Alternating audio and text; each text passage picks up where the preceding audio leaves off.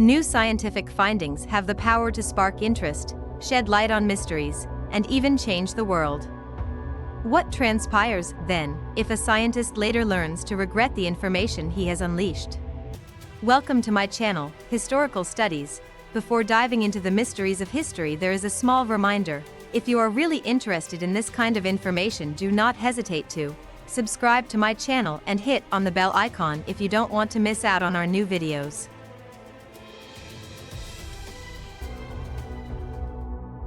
The contribution Oppenheimer made to the creation of the atomic bomb is a disputed and intriguing subject.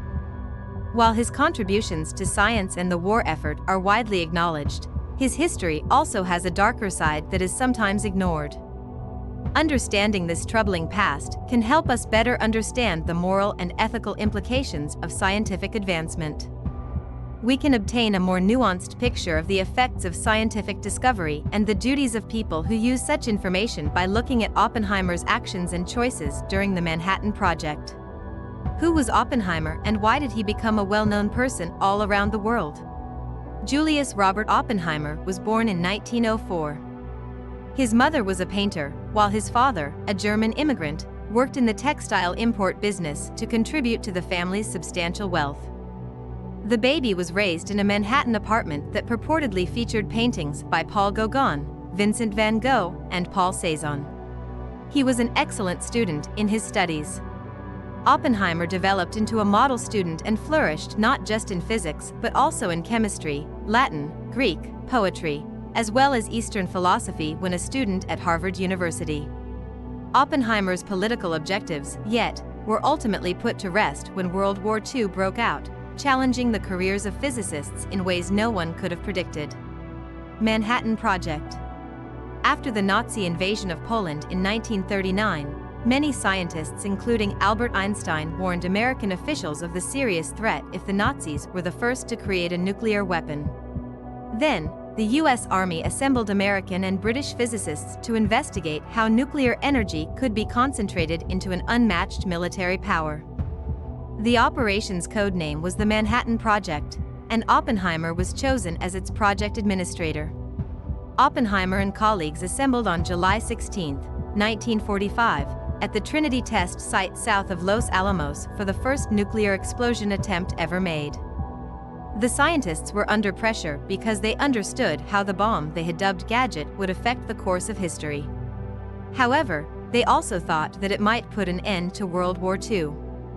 Although the war in Europe was over, U.S. leaders worried that the worst part of the conflict, attacks against Japan, was still to come. In August 1945, the U.S. dropped 2 atomic bombs on Nagasaki and Hiroshima.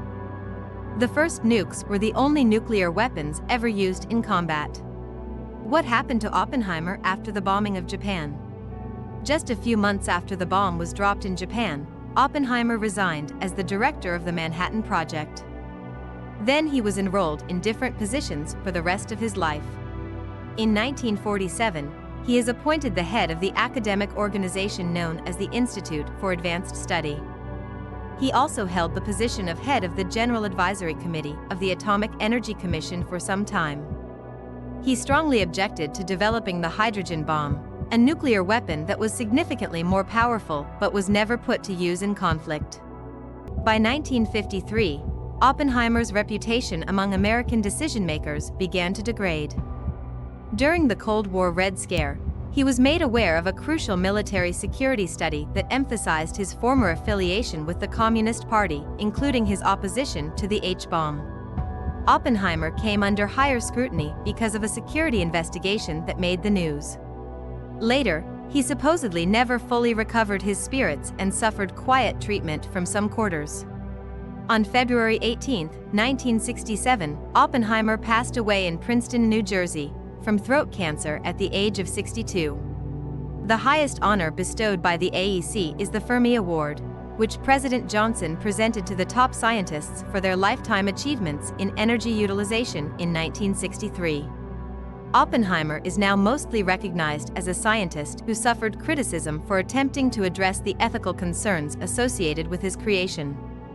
Since Hiroshima and Nagasaki, no nation has utilized nuclear bombs as weapons. This indicates that we have thus far been successful in averting the nuclear future Oppenheimer believed he had already started. That brings us to the end of this video.